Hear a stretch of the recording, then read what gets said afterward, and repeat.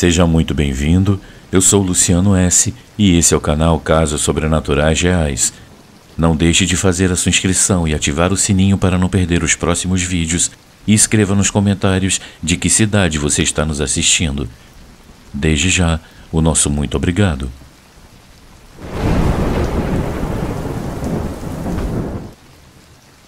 O aterrorizante caso paranormal de Daniel.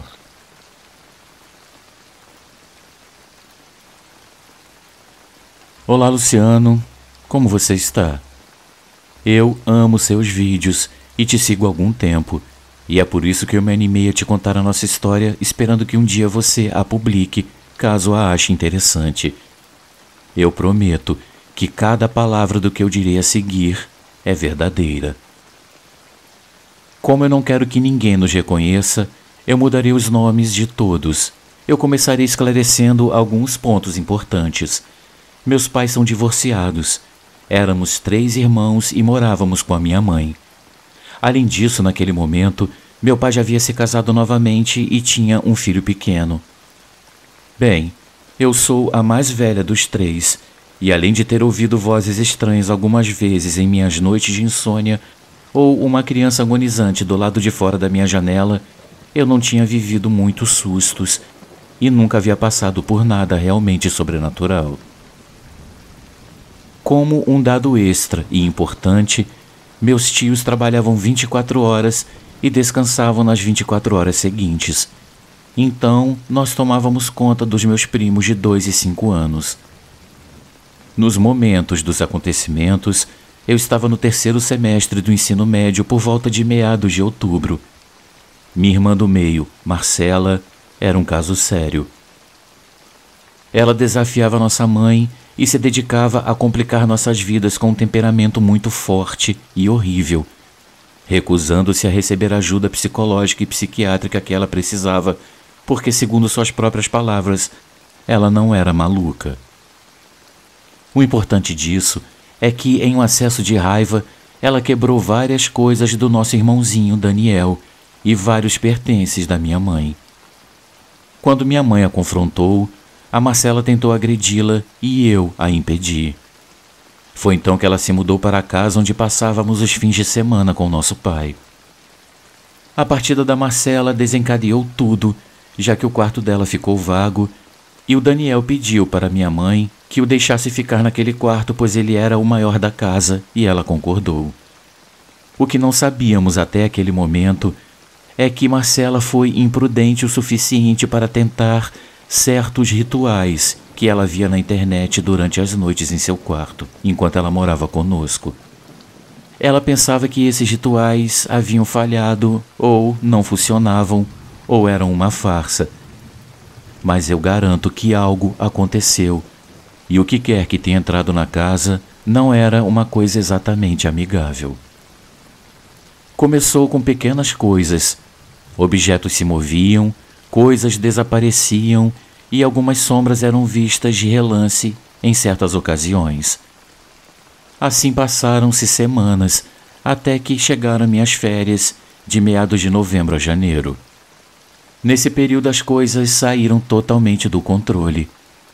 Meus primos, tão pequenos, diziam que o senhor que morava embaixo da escada os incomodava e não os deixava subir para os quartos. Eles tinham muito medo e não podiam andar sozinhos pela casa. Em uma ocasião, Daniel experimentou uma paralisia do sono. Ele nunca dormia de barriga para cima, mas foi assim que ele acordou de repente e não conseguia mais se mover. Ele me contou que os minutos se passavam e ele ficou assustado ao sentir alguém o abraçando por trás e brincando com suas mãos. Então, ele começou a rezar repetidamente o Pai Nosso até que uma voz masculina irritada gritou em seu ouvido, o mandando calar a boca e dizendo que Deus nenhum poderia ajudá-lo. Meu irmão parou de rezar morto de medo antes de começar a insultar aquela entidade. Depois disso, ele conseguiu se mover e correu para o quarto da nossa mãe.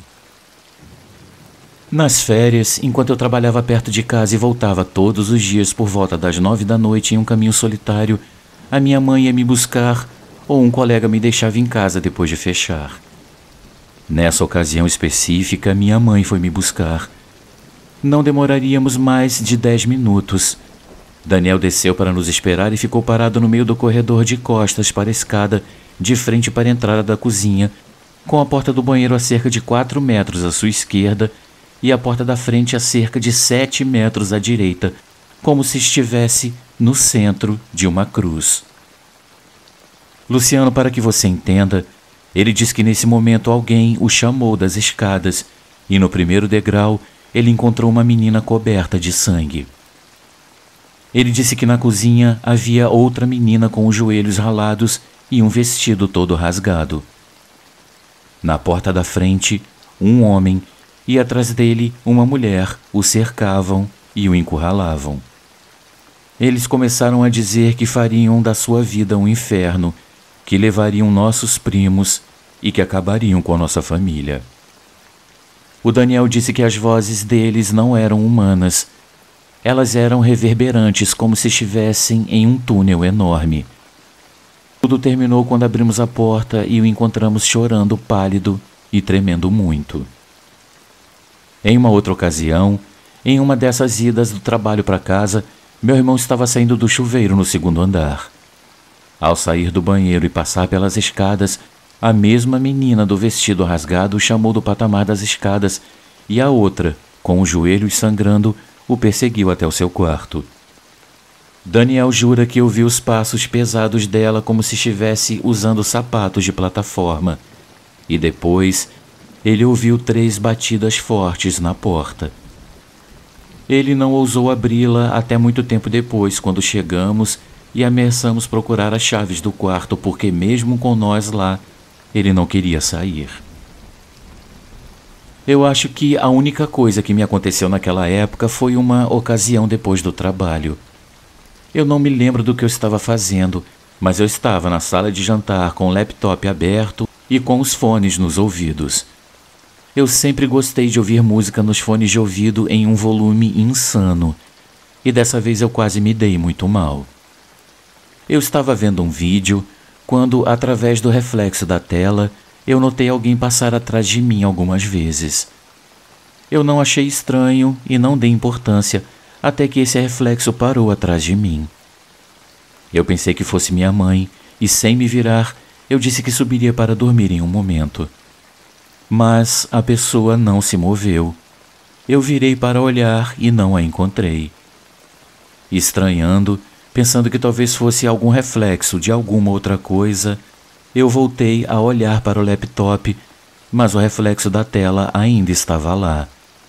Eu fechei o aparelho, o peguei e subi o mais rápido possível para me trancar em meu quarto.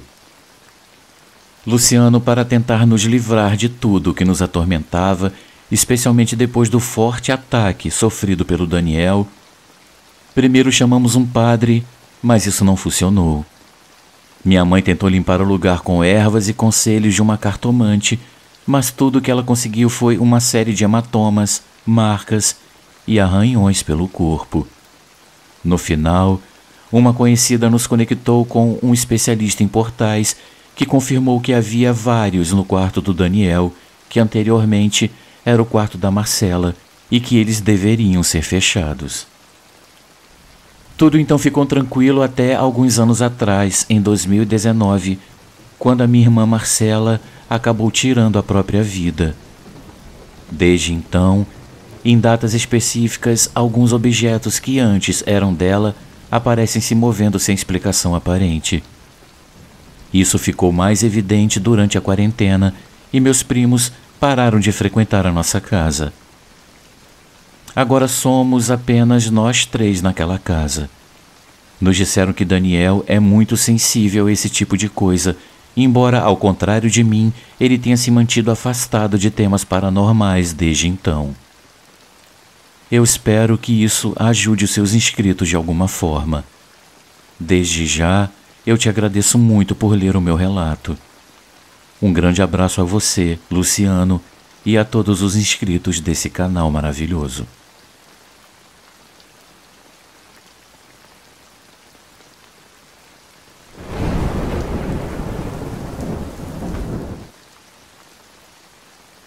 O Bode Infernal.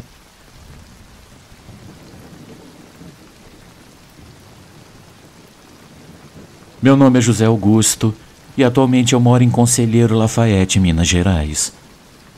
Essa história foi contada a mim pelo meu avô, que viveu e trabalhou por muito tempo na região do sul de Minas, onde ele ainda carrega sua cruz. Nos arredores da cidade, ainda há muitos caminhos de terra que antigamente eram amplamente utilizados pelas pessoas de várias comunidades para ir e vir das cidades para as outras localidades. Um desses caminhos tinha como objetivo unir vários povoados e os comerciantes dessa região o usavam para chegar a uma área comercial onde vendiam produtos artesanais como queijo, cremes, ameixas, doces, mangas e outros produtos. Antes de chegar à cidade, no entanto, eles tinham que passar por um pequeno vilarejo do qual eu infelizmente não vou me lembrar o nome, pois o meu avô me contou essa história quando eu ainda era criança. Lá era um lugar pelo qual todos tinham que passar se quisessem chegar à cidade mais próxima. Nesse vilarejo também existiam algumas grutas, muitas delas cheias de cobras e morcegos. Dizia-se que, a partir das 8 da noite, descia um enorme bode cujos olhos brilhavam como 2 carvões acesos. Esse bode emitia bramidos infernais tão aterrorizantes que amedrontavam até os mais corajosos. Aqueles que tiveram a infelicidade de cruzar com esse animal deviam estar muito atentos para correr e evitar serem alcançados por essa criatura. Ao avistar alguém, o bode descia correndo dando saltos como se estivesse enlouquecido. Ele ficava o tempo todo bufando e pronto para atacar. Se ele alcançasse a pessoa, ele a derrubava para dar topadas com sua cabeça e chifres afiados. Era fácil perceber quando o bode estava prestes a atacar, pois ao descer correndo, ele fazia um barulho tão estrondoso ao bater seus cascos nas pedras, e além disso, seus bramidos eram ensurdecedores para qualquer um. Os animais criados pelos camponeses, como burros, cavalos e cães, conseguiam pressentir o ataque do animal. Momentos antes do bode aparecer, os cães começavam a latir e a uivar temerosos, enquanto os animais de carga paravam, ficavam em 2 patas e se recusavam a caminhar. O bode era tão feroz que até atacava os animais dos camponeses apenas para causar medo. Pouco a pouco as pessoas deixaram de caminhar por lá devido ao medo, mas alguns corajosos decidiram formar pequenos grupos para enfrentar aquele bode. Eles se escondiam a noite toda e, quando avistavam o bode, apontavam suas armas. No entanto, nenhum deles conseguia acertar o animal, o que só aumentava o terror entre as pessoas. Eles afirmavam que esse animal não podia ser desse mundo e que talvez ele fosse um bruxo ou o próprio demônio. Angustiados pela situação, eles consultaram os moradores mais antigos para aconselhá-los sobre o que fazer. Um deles disse que era necessário abençoar o caminho para afastar o bode. Assim, numa madrugada, um grupo de cidadãos acompanhados pelo padre percorreu todas as cavernas e tocas do vilarejo. Enquanto o padre rezava e borrifava água benta, a partir desse momento, o bode deixou de ser visto. No entanto, uma noite, o feroz animal voltou e dessa vez estava mais agressivo. Antes, ele atacava e feria os caminhantes, mas agora ele parecia querer matá-los. O morador sugeriu que abençoassem as armas com água benta para evitar que elas travassem. Além disso, colocaram uma cruz na ponta das armas feita com uma faca e as espingardas foram ungidas com um limão cortado em cruz para que não falhassem. Mesmo assim, o animal não aparecia em lugar nenhum, como se soubesse dos planos das pessoas contra ele.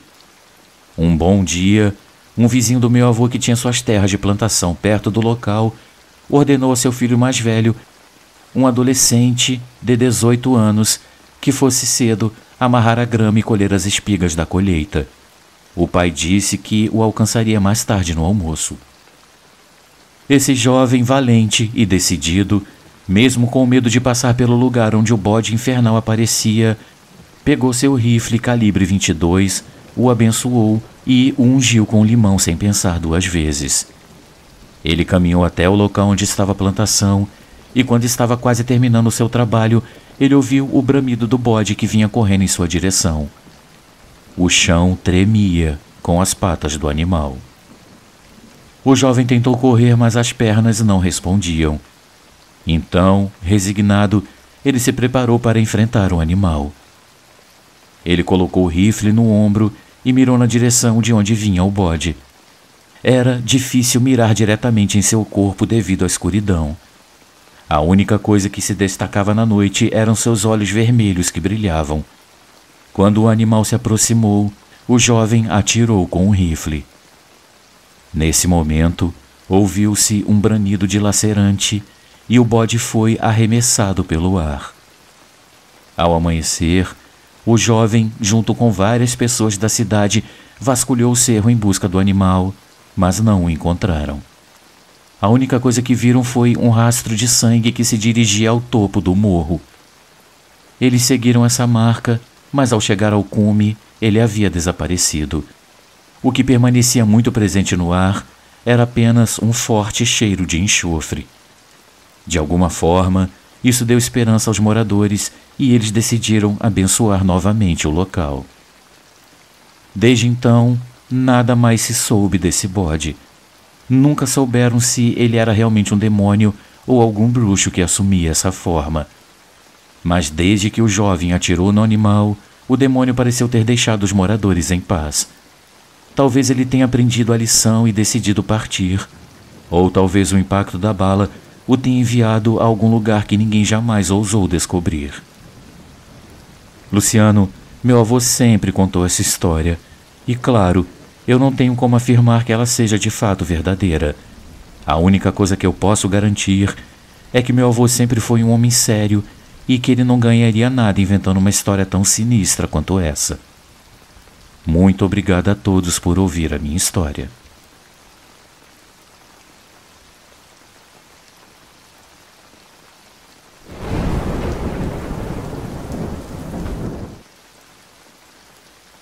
A Maldição dos Ciganos.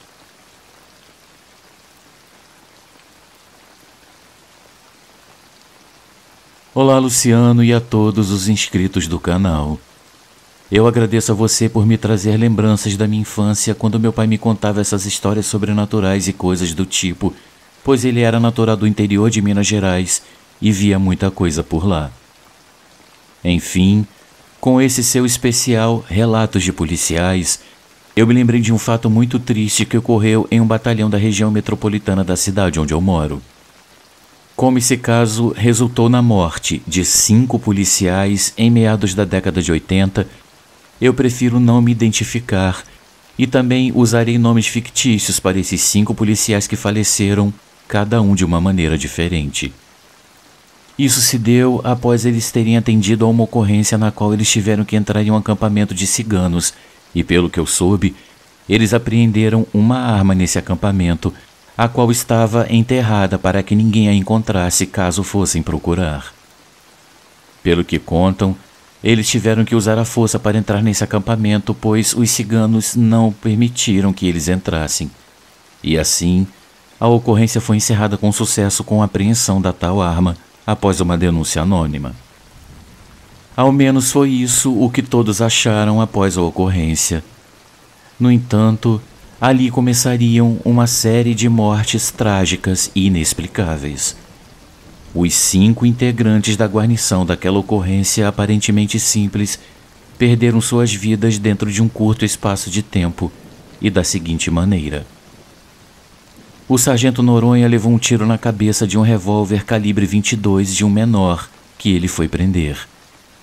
O cabo Abel caiu de uma altura de 6 metros em frente à entrada do refeitório do batalhão, ao passar a perna por um pequeno portãozinho de 50 centímetros de altura. Ele teve morte imediata por traumatismo craniano. O soldado Elias morreu em um assalto a um ônibus no qual ele viajava. O soldado Junqueira Ao sair do banheiro, levou um tiro no peito da própria arma, disparado pela irmã dele, que tinha problemas mentais. O soldado Cláudio foi baleado em uma ocorrência de roubo quando ele estava de folga e foi ajudar a vítima que estava sendo roubada. E assim, Luciano, toda a guarnição morreu em um curto espaço de tempo e o batalhão, em peso, claro que de maneira não oficial, associou as mortes àquela ocorrência com os ciganos. Isso aconteceu de verdade e todas as mortes foram amplamente noticiadas pelos jornais da cidade na época.